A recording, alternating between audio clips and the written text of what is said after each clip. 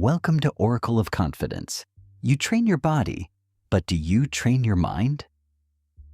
Most people want stronger confidence, steadier emotions, and more resilience.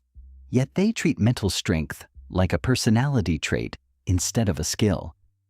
The evidence points the other way. A CSM's 2026 fitness trends place exercise for mental health among the top trends, and multiple reviews describe mental fitness as trainable capacity built through repetition, feedback, and recovery. Meet Sophia, a 28-year-old graphic designer who thought mental fitness happened automatically. She was physically active, ate well, and slept decently, but she still felt mentally fragile under pressure. A difficult client message could ruin her whole afternoon. A crowded calendar made her irritable. A late-night thought spiral could erase her sleep. She assumed she just was not built for toughness. Her first mistake was treating mental strain as proof of weakness instead of proof of undertraining. Research on mental fitness increasingly frames regulation, clarity, and recovery as capacities that can be developed. That matters, because if a skill is trainable, it can be improved. If it can be improved, you do not need to wait for a personality change. You need a training plan. Her second mistake was relying on random self-care. She would meditate when she felt overwhelmed, take a walk when she remembered, and try breathing exercises only after she was already in a stress spike. That is like going to the gym only when your muscles are already sore. ACSM and related fitness guidance emphasize that regular movement supports mental well-being, anxiety regulation, and depression prevention, but the benefits are strongest when the practice is consistent. Sophia was using recovery tactics without a real training structure. Her third mistake was assuming her physical routine automatically trained her mind. It helped, but not enough. Exercise can improve mood and stress, yet mental fitness also requires focused practice in attention, emotional regulation, and recovery under pressure. Sophia had a strong body and an untrained mind. That mismatch was why she looked capable on paper, but felt overwhelmed in real life. The turning point came after a week in which she missed a deadline, overreacted to feedback, and spent one Sunday dreading Monday.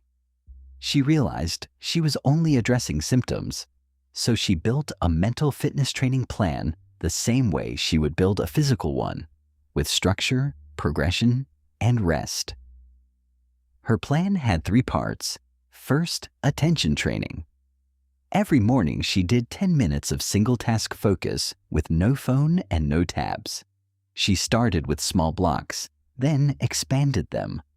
Second, emotional regulation training. She practiced pausing before responding, labeling feelings, and using slow exhales when stress rose above her threshold. Third, recovery training. She scheduled intentional downtime after deep work so her brain could reset instead of staying on alert all day. The first week felt awkward. She wanted faster results, but by week 3, she noticed fewer emotional spikes. By week 5, she could stay with one task longer without mentally wandering. By week 8, she was handling feedback with more calm and less defensiveness. That is the pattern of mental fitness. You do not become a different person overnight. You become a more trained one over time. Here are the lessons from Sophia's shift. First, mental fitness is trainable. You do not have to accept your current stress response as permanent. Second, consistency beats intensity. One dramatic meditation session will not beat daily practice. Third, specific training creates specific gains. If you want better focus, train focus. If you want better regulation, train regulation. If you want better recovery, train recovery. If you want to begin today, keep it simple. Pick one mental fitness rep and do it daily for 12 weeks. It could be 10 minutes of focused work without switching tabs. It could be one deliberate pause before replying to a stressful message. It could be a short recovery ritual after work. The point is not to do everything. The point is to train something on purpose. You are not mentally weak because you struggle. You are mentally undertrained because nobody taught you the system. That is actually good news. Trainable capacity can be improved. What improves with practice does not have to be fixed forever.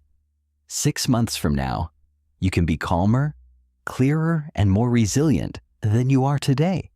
Not because you became magically tougher, but because you practiced like someone who understood that the mind adapts to training. Subscribe to Oracle of Confidence for more frameworks that turn stress into skill. And tell me in the comments, which mental fitness rep will you start this week?